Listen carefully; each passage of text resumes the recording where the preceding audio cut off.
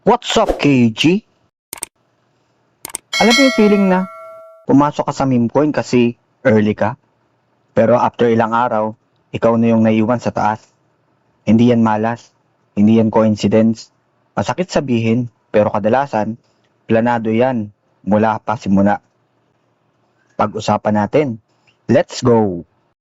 Alam mo, ang unang maling assumption ng karamihan, iniisip nila na chaotic lang ang meme coin market, na parang casino lang. Swertehan, timing, hype.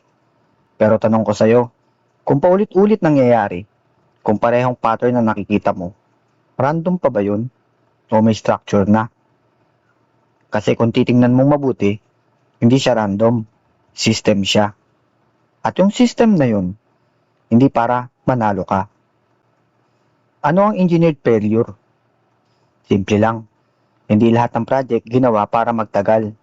Yung iba, ginawa para mag-fail. Pero may twist, hindi kagad. Kailangan muna nilang mag-build ng hype, mag-attract ng buyers, mag-create ng FOMO, bago nila i-rug pull. So technically, successful sila sa goal nila. Ikaw lang yung hindi. Life cycle ng meme coin. I-breakdown natin. Phase 1, launch. May bagong coin, may narrative. Next 100x, community driven. Fair launch kuno. Ang tanong, kung fair launch, bakit may nauna ng malalaking wallet? Dito pa lang, red flag na. Phase 2, hype.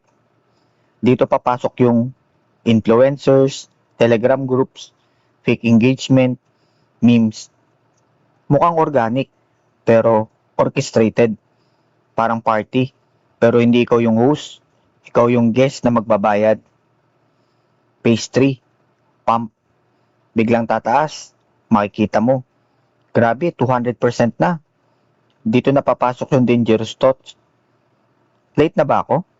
Sagutin natin. Hindi. Late ka na para sa insiders, pero sakto ka para maging liquidity. Phase 4, dump, exit. Walang warning, walang paalam, biglang bagsak, at ang sasabihin ng developer, market conditions, whales, FUD, pero real talk, exit na nila yon. Ito yung part na ayaw marinig ng marami. Hindi lang sila ang may sistema, ikaw rin.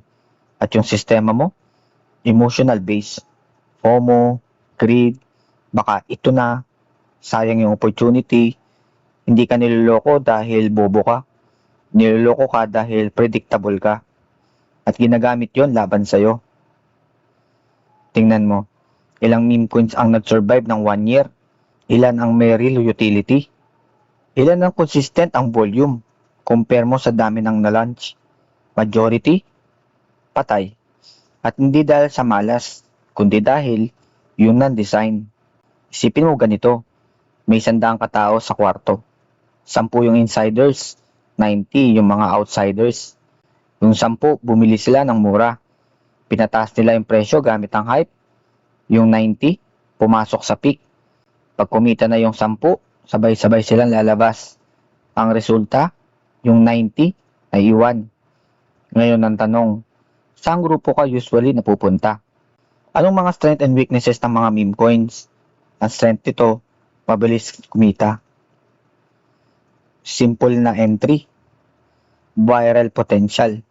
Ang weakness nito, walang foundation, highly manipulated, dependent sa hype, short lifespan. Real talk, hindi siya investment, laro siya. At kung hindi mo alam yung rules, ikaw ang talo. Nare-recommend ko ba ang mga meme coins? Honest answer, oo, pero hindi para sa lahat. Nare-recommend ko lang to kung tanggap mong pwedeng mawala yung pera mo. Hindi ka emotional trader, marunong ka mag-exit. Kung hindi, wag. Kasi hindi ka pa handa sa ganitong klaseng environment. Ang tunay na tanong, hindi legit ba yung coin? Kundi, saan ako timeline pumasok? Kasi kahit scam, pwede kang kumita. At kahit legit, pwede kang malugi. So balik tayo sa main question. Bakit karamihan ng meme coin ay engineered failure? Dahil hindi ikaw ang target nilang manalo. Ikaw ang target nilang gamitin. Ngayon, sa susunod na makakita ka ng meme coin na sobrang hype, tanungin mo ang sarili mo, opportunity ba to o setup na naman? Kasi once makita mo na ang pattern, hindi ka na basta-basta maluloko. At doon nagsisimula ang tunay na advantage. Game on!